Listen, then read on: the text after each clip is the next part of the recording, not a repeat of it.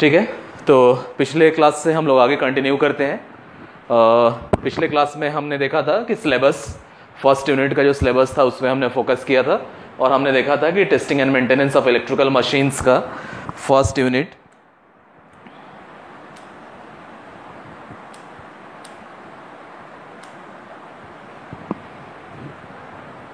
This is the first unit.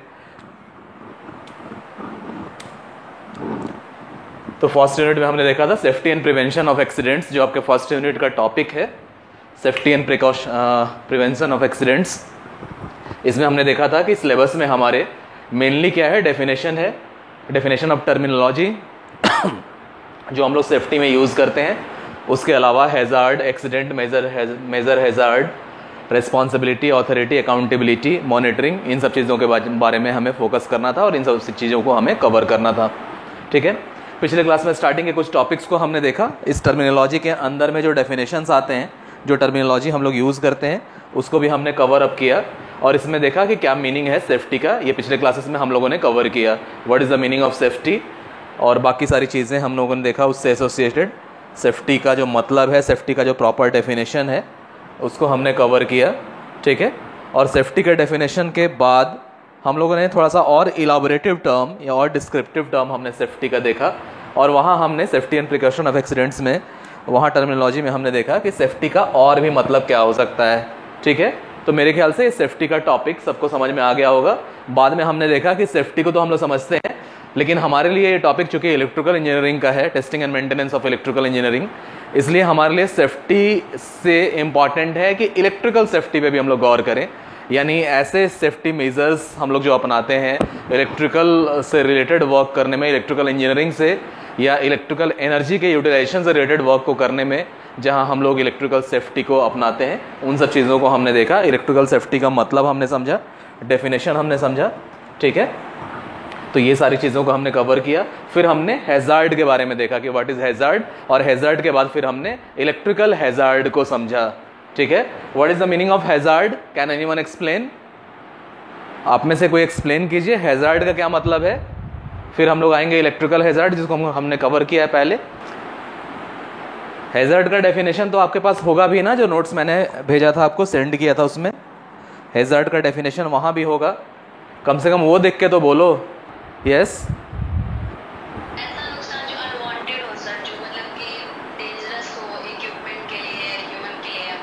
और देखो hazard का सबसे मेन मतलब होता है ना खतरे।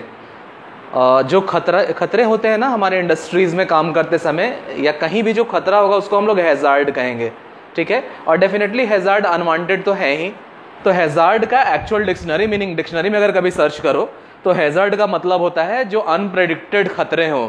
ठीक है, जिनके बारे में पहले से हम लोग कह नहीं सकते कि ये चीज़ें हो जाएंगी, अचानक से हो सकती हैं। अनप्रेडिक्टेड या अनप्रेडिक्टेबल, जिसको हम लोग प्रेडिक्ट नहीं कर सकें। ठीक है, जिसकी भविष्यवाणी हम लोग नहीं कर सकें, और अगर एक्यूरेट डिक्शनरी मीनिंग में हम लोग जाएं तो उसका मतलब होता है खतरा। ठीक है, तो हैजार्ड्स मतलब खतरे। तो जो भी चीज़ें हैं वो हैजार्ड्स के अंदर आएंगी, और डेफिनेटली हैजार्ड जब भी होगा वो एक्सीडेंट से जुड़ी हुई चीज़ें ही होंगी। ठीक है, तो वो सारी चीज़ों को हमने वहाँ पे देखा। इसके पहले हैजार्ड का अगर प्रॉपर डेफिनेशन हम लोग आए तो हैजार्ड का प्रॉपर डेफिनेशन क्या है, the things that arise without planning और रैंडम। ठीक है, तो एक डेफिनेशन ये भी है, लेकिन इसमें क्या होगा, इसमें ये थोड़ा सा इनकम्प्लीट डेफिनेशन हम लोग इसलिए कह सकते हैं कि इसमें सिर्फ बताया जा रहा है कि चीज़ें जो अराइज हो बिना प्लानिंग और रैंडम, लेकिन ये सफिशिएंट नहीं है। ये डेफिनेशन सफिशिएंट नहीं है। ये डेफिनेशन इसलिए सफिशिएंट नहीं है कि यहाँ अनवांटेड टर्म जोड़ना चाहिए था। ठीक है, होना क्या चाहिए था, the things, the unwanted things that arise without planning और रैंडम। ठीक है, होता है ना, आपके यहाँ कभी गेस्ट भी तो आ सकते हैं बिना प्लानिंग के। गेस्ट का मतलब ही है, गेस्ट की हिंदी शब्द में अगर हम लोग जाएं तो उसका मतलब होता है अतिथि, यानी जिनके आने की तिथि निश्चित ना हो। ठीक है, लेकिन जाहिर है वो आपके लिए अनवांटेड नहीं है, तो अंतर होना चाहिए दोनों के बीच में। तो ये डेफिनेशन प्रॉपर नहीं है, यहाँ हमें अनवांटेड टर्म एक यूज करना होगा। आप लोग भी अपने नोट्स में थोड़ा सा एक वर्ड जोड़ लीजिएगा, unwanted. The unwanted things that arise without planning और random and which can further harm you or the person working in यानी इलेक्ट्रिकल यूटिलिटीज़ और electrical sectors, different electrical sectors, ठीक है। तो ऐसी चीज़ें जो अनवांटेड हो और जो अचानक से हो, रैंडमली हो, जिनके बारे में हम लोग प्रेडिक्ट ना कर सकें और जिनसे हमें खतरा हो, वो सारी चीज़ें हैजार्ड है, ठीक है। अब हैजार्ड के बारे में 2 पॉइंट्स को हम लोग लेके चलते हैं। In electrical systems it is quite possible that faults may develop haphazardly causing the disturbance in the system. अब जाहिर है जहां भी इलेक्ट्रिकल सिस्टम होगा वहां हम लोग समझते हैं ये पॉसिबल है कि फॉल्ट डेवलप हो सकता है। इवन इलेक्ट्रिकल सिस्टम ही नहीं, कोई भी टेक्नोलॉजी से जुड़ी हुई चीज़ें होंगी, जहां भी कोई मशीन्स का इन्वॉल्वमेंट होगा, जहां भी इक्विपमेंट्स होंगे, जहां भी मूविंग पार्ट्स होगा, जहां मूविंग भी कोई जरूरी नहीं है, स्टैटिक पार्ट्स में भी एक्सीडेंट होते हैं, वहां भी हैजार्ड्स रहता है, ठीक है। तो जहां भी टेक्नोलॉजी का हम लोग यूज़ करेंगे, जहां भी हम लोग मशीनरी का यूज़ करेंगे, जहां इक्विपमेंट्स होंगे, जहां टेक्नोलॉजी से रिलेटेड हम लोग वर्क करेंगे, वहां फॉल्ट का चांसेस रहेगा, ठीक है। फॉल्ट डेवलप कर सकता है, ये हमें मान के चलना होगा। कहीं ना कहीं कुछ ना कुछ चीज़ें हैं जो फॉल्ट का कारण बन सकती हैं, ठीक है। कभी केयरलेसनेस की वजह से या कभी इक्विपमेंट फेलियर की वजह से तो फॉल्ट डेवलप हो सकता है हैफहैजार्डली, यानी अनकंट्रोल्ड मैनर में, और जो कि डिस्टर्बेंस काउज करेगा आपके सिस्टम में। उन चीज़ों को हम लोग हैजार्ड कहते हैं और हैजार्ड के अंदर हैजार्ड की कैटेगरी में लेके चलते हैं, ठीक है। उसके बाद क्या है, whenever there is a breakdown of insulation. अब देखो एक एग्जाम्पल में हम लोग चल रहे हैं, ठीक है। इसमें क्या है, तो कुछ एग्जांपल हम लोग लेके चल रहे हैं कि इलेक्ट्रिकल सिस्टम में हैजार्ड क्या है और उनसे जुड़ी हुई एक्सीडेंट के कारण क्या है, एक्सीडेंट का टाइप क्या है, उनकी वैरायटी क्या है, ठीक है। Whenever there is a breakdown of insulation over the wires, it is always accompanied by generation of heat and increase of temperature near about the fault resulting in fire hazard from electricity, ठीक है। तो जब भी क्या होगा, कहीं भी अगर मान लो ब्रेकडाउन होता है इंसुलेशन का, जाहिर है जहां भी इंसुलेशन का ब्रेकडाउन होगा वहां हीट जनरेशन जरूर होगा, एसोसिएटेड हीट रहेगा, जिसके वजह से टेम्परेचर, जो सराउंडिंग का टेम्परेचर है वहां हीटिंग हो जाएगी और टेम्परेचर इंक्रीज कर जाएगा, ठीक है। और डेफिनेटली जहां अचानक से बहुत ज्यादा टेम्परेचर इंक्रीज करेगा, ठीक है। पहले भी मैंने आपको बताया है कि सिंपल फायर और इलेक्ट्रिकल एनर्जी से जुड़े हुए फायर में बहुत अंतर होता है। सिंपल फायर से बहुत सिंपल बर्निंग हो सकती है, लेकिन इलेक्ट्रिकल इंजीनियरिंग से जुड़ा हुआ जो फायर होगा वहां क्या होता है, नॉर्मली आर्किंग से अगर कोई फायर डेवलप होता है इलेक्ट्रिकल इंजीनियरिंग के वर्क्स में, जहां हम लोग मान लो जनरेशन सिस्टम में या ट्रांसमिशन सिस्टम में या डिस्ट्रीब्यूशन सिस्टम में या कहीं इलेक्ट्रिकल एनर्जी का हम लोग यूटिलाइजेशन कर रहे हैं, वहां जो इलेक्ट्रिकल एनर्जी से जुड़ा हुआ फायर हो सकता है वो आर्किंग की वजह से भी हो सकता है। अब आर्किंग में क्या है, एयर में इलेक्ट्रॉन्स की नॉकिंग हो रही है, इलेक्ट्रॉन्स ट्रैवल कर रहा है, हाई एनर्जी इलेक्ट्रॉन है, हाई काइनेटिक एनर्जी एसोसिएटेड है, उस काइनेटिक एनर्जी की वजह से वो एयर के न्यूट्रल मॉलिक्यूल्स में से कुछ और इलेक्ट्रॉन्स को निकालता है, उसकी भी हाई एनर्जी होती है और ये चेन रिएक्शन होता है। और इलेक्ट्रॉन्स का डिटैचमेंट जब होता है न्यूट्रल एटम से तो वहां इलेक्ट्रोमैग्नेटिक रेडिएशन भी रिलीज होता है अलग अलग। E is equal to H nu, हम लोग जानते हैं कि सर एल्बर्ट आइंस्टाइन का ही दिया हुआ एक और फॉर्मूला है एनर्जी से जुड़ा हुआ, E is equal to H nu, where H is the Planck's constant and nu is the frequency of that radiation. तो वहां उस रेडिएशन से जुड़ी हुई एनर्जी इस फॉर्म में भी हमें निकलती है, उस रेडिएशन से जुड़ी हुई एनर्जी इस फॉर्म में भी एनवायरनमेंट के सराउंडिंग में डेवलप होती है as in the form of heat.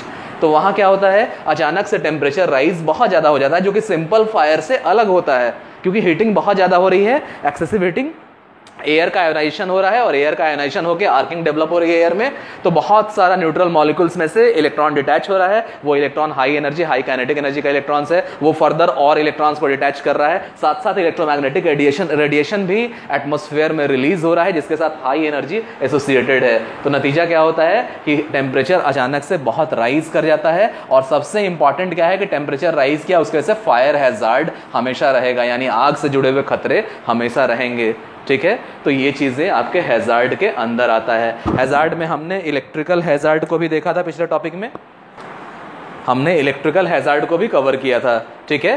तो इलेक्ट्रिकल हैजार्ड क्या था, पिछले क्लास में हमने कवर किया था ना इलेक्ट्रिकल हैजार्ड क्या था, a dangerous condition such that contact और equipment failure which can result in electrical shock या electric shock, arc flash burn, thermal burn और ब्लास्ट, ठीक है। तो हैजार्ड क्या है, इलेक्ट्रिकल हैजार्ड क्या है, यानी इलेक्ट्रिकल इंजीनियरिंग से जुड़े हुए या इलेक्ट्रिकल एनर्जी के यूटिलाइजेशन से जुड़े हुए जो खतरे हैं वो कौन कौन सा है और उसको कैसे हम लोग डिफाइन करेंगे प्रॉपर वर्ड्स में। तो जाहिर है हैजार्ड एक ऐसा डेंजरस कंडीशन है जहां पे कांटेक्ट की वजह से, यानी डायरेक्ट इलेक्ट्रिकल कांटेक्ट में कोई पर्सन या कोई वर्कर या कोई टेक्नीशियन आता है वहां, या कोई और भी उससे जुड़े हुए लोग आते हैं, या फिर कोई इक्विपमेंट फेलियर होता है और इसको ऐसा हो कि उस इक्विपमेंट फेलियर के वजह से, ठीक है, किसी को इलेक्ट्रिकल शॉक लगे या कहीं आर्क फ्लैश हो डेवलप हो जिससे बर्निंग हो जाए, किसी मटेरियल का बर्निंग हो, या किसी पर्सन को बर्न इंजरीज हो जाए, वो हो सकता है, या थर्मल बर्न कहीं पर डेवलप हो जाए, या फिर कहीं ब्लास्ट हो जाए। ये सारी चीजें इलेक्ट्रिकल हैजार्ड यानी इलेक्ट्रिकल एनर्जी से जुड़े हुए खतरे या इलेक्ट्रिकल इंजीनियरिंग के वर्क से जुड़े हुए खतरों के अंदर में आता है, ठीक है। तो मेरे ख्याल से हैजार्ड और इलेक्ट्रिकल हैजार्ड सबको समझ में आ गया होगा, ठीक है। अब हम लोग आ जाएं एक्सीडेंट पे, आगे हम लोग कंटिन्यू करते हैं। आगे अगला टॉपिक है एक्सीडेंट, ठीक है। अब देखो, पिछली क्लास में मैंने डिस्कस किया था कि कुछ कुछ चीजें बहुत ऑब्वियस होती हैं, ठीक है। हम लोग रोज कुछ वर्ड्स को सुनते हैं, न्यूज़पेपर्स में पढ़ते हैं, जानते हैं, दूसरे के द्वारा सुनते हैं, या जिनकी चर्चा होती है, वो लगता है हमारे पास ऑब्वियस है, लेकिन जब कहा जाए उनका प्रॉपर डेफिनेशन निकालने के लिए तो थोड़ी डिफिकल्टी हमेशा होती है।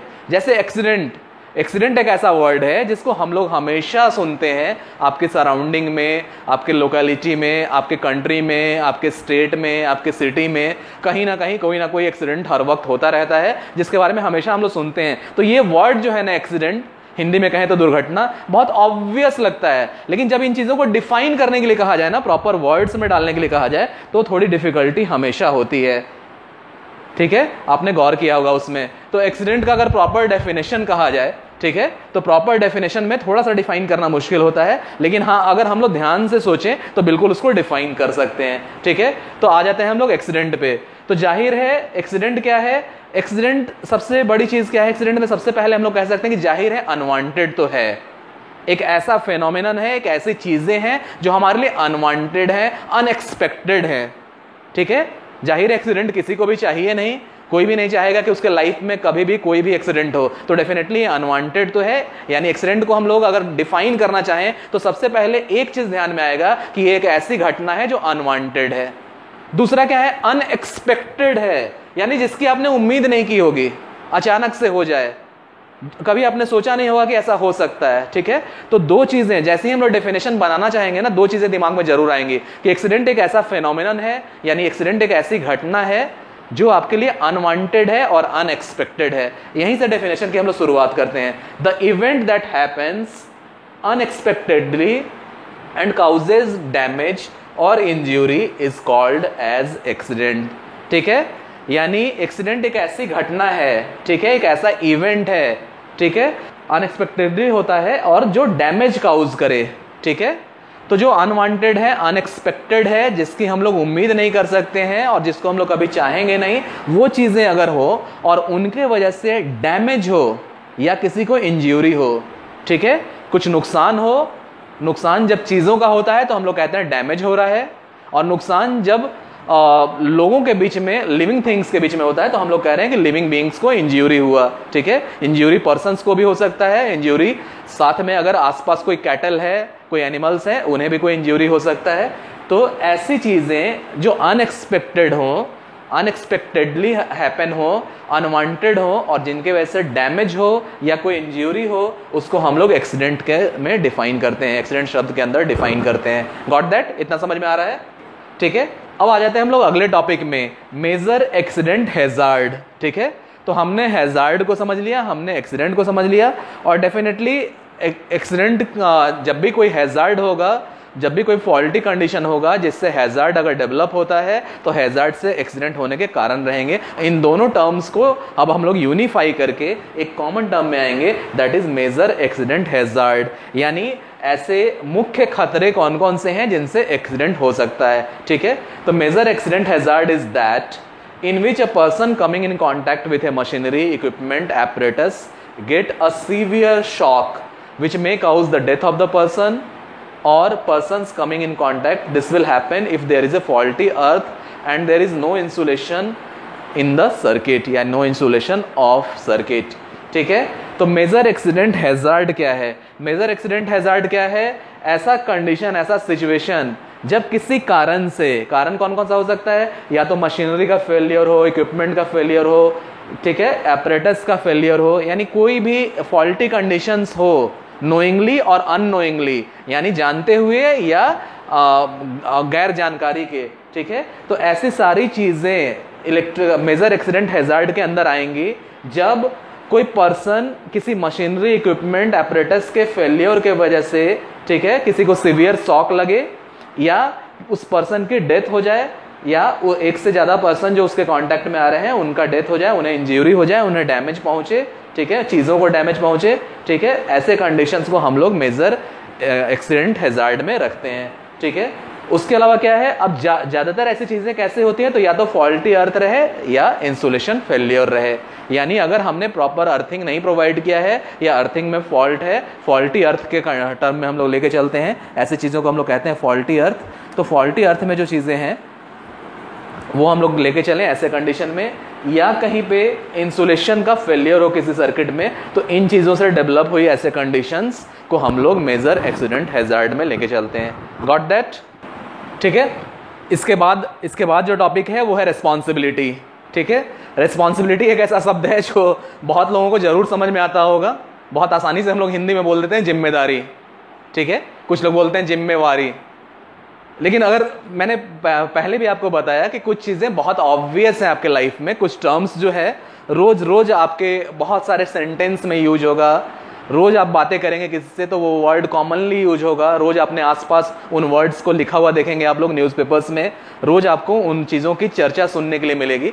लेकिन जाहिर है कभी कभी वैसी ऑब्वियस चीज़ों को डिफाइन करना मुश्किल होता है, ठीक है। तो अगर मैं कहूँ रिस्पॉन्सिबिलिटी को डिफाइन कीजिए, ठीक है, तो कोई डिफाइन कर सकता है? एनीवन?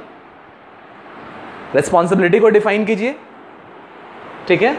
यहां का रिस्पॉन्सिबिलिटी तो चलो लिखा ही हुआ है, लेकिन अगर आप अपने शब्दों में रिस्पॉन्सिबिलिटी को डिफाइन करें, ठीक है, कोई जरूरी नहीं है कि टॉप वर्ड्स में आप डिफाइन कीजिए, अपने शब्दों में कोई समझा सकता है व्हाट इज रिस्पॉन्सिबिलिटी? जिम्मेदारी क्या है? एनीवन? अगर हमारे पास कोई चीज है तो उसकी केयर करना, उसकी मेंटेनेंस करना properly time to time. Yes, responsibility है केयर करना, मेंटेनेंस करना। लेकिन देखो केयर करना, मेंटेनेंस करना ही सिर्फ रिस्पॉन्सिबिलिटी नहीं है, रिस्पॉन्सिबिलिटी का एक बहुत बड़ा दायरा है।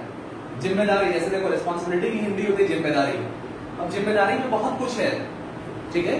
जिम्मेदारी एक वर्ड बहुत ऑब्वियस, थोड़ी देर पहले मैंने आपको बताया था या पिछले क्लास में मैंने चर्चा किया था कि कुछ वर्ड हैं जो बहुत ऑब्वियस हैं, यानी स्वाभाविक रूप से अपने आसपास दिखते हैं, स्वाभाविक रूप से उन वर्ड्स को हम लोग यूज करते हैं, उन टर्म्स को हम लोग यूज करते हैं आम बोलचाल में, अपनी चीजों की चर्चा करने में, अपनी चीजों को डिस्कस करने में, न्यूज में हम लोग सुनते हैं, एक दूसरे से हम लोग बातें करते समय कहते हैं। लेकिन उन वर्ड्स को कभी कभी डिफाइन करना मुश्किल होता है। जैसे जिम्मेदारी को डिफाइन कीजिए, जिम्मेदारी क्या है आपकी, आपकी क्या क्या जिम्मेदारियां हैं, जैसे एज ए स्टूडेंट्स आपकी क्या क्या जिम्मेदारियां हैं, या भारत के नागरिक होने में आपकी क्या क्या जिम्मेदारियां हैं, बताइए।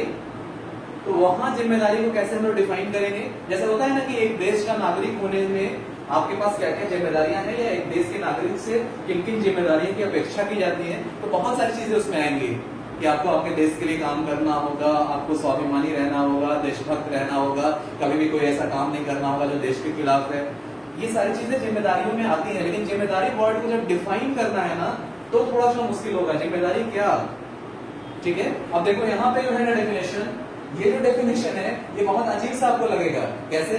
अगर इसको हम लोग देखें, रिस्पॉन्सिबिलिटी, अब दिया हुआ है क्या, the meaning of responsibility is being responsible और अकाउंटेबल। अब देखो है क्या, इस डेफिनेशन के हिसाब से रिस्पॉन्सिबिलिटी क्या है, बीइंग रिस्पॉन्सिबल, यानी जिम्मेदारी क्या है, जिम्मेदार होना। ये तो डेफिनेशन नहीं हुआ ना। फिर कोई पूछेगा जिम्मेदार होना क्या है, तब अब देखो ध्यान से देखो तो एक शब्द जिम्मेदारी के साथ हमेशा आता है, दैट इज जवाबदेही। सुना है आपने? जिम्मेदारी के साथ एसोसिएटेड वर्ड एक हमेशा आता है, हमेशा हम लोग चर्चा करते हैं, हमेशा हम लोग कहते हैं किसी न किसी प्रसंग में जवाबदेही, कि उसकी जिम्मेदारी है, उसकी जवाबदेही है। लेकिन ये दोनों चीजें, ये दोनों शब्द जिम्मेदारी और जवाबदेही लगता है एक जैसा है, लेकिन एक नहीं है। जैसे यहाँ देखो, यहाँ भी वो दोनों शब्द आया है, the meaning of responsibility is being responsible और अकाउंटेबल। अब देखो responsibility is being responsible, responsible होना मीन्स जिम्मेदार होना, अकाउंटेबल मतलब होना जवाबदेह होना। दोनों लगता है एक जैसा लेकिन दोनों अलग अलग है, ठीक है। तो होता क्या है कि जिस चीज की आपको जिम्मेदारी दी गई है, जिस चीज की आपको रिस्पॉन्सिबिलिटी दी गई है, उस चीज को तय मानकों के हिसाब से सुचारू रूप से उसका संचालन करना, उसकी देखभाल को करना, उसमें कोई डैमेज नहीं होने देना, उसका प्रॉपर केयर करना टाइम के साथ, ये आपकी कहीं ना कहीं जिम्मेदारी है। लेकिन व्हाट इज जवाबदेही? ये तो रिस्पॉन्सिबिलिटी है ना। What is accountability?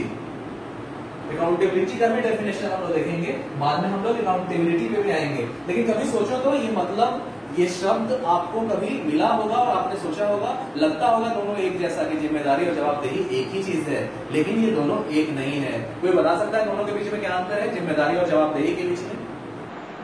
सर एक वर्क हुआ तो एक दूसरा उसका आंसर। आवाज क्लियर नहीं आ रही है तुम्हारी। शुरू में क्लियर आया, उसके बाद से नहीं आ रहा है आवाज। थोड़ा लगता है नेटवर्क का इश्यू आ रहा है, आवाज वगैरह में प्रॉब्लम आ रहा है, थोड़ा सा प्रॉब्लम आ रहा है कनेक्टिविटी का, इसलिए क्लास आज हम लोग यही ओवर करते हैं। ओके, ठीक है, थैंक यू।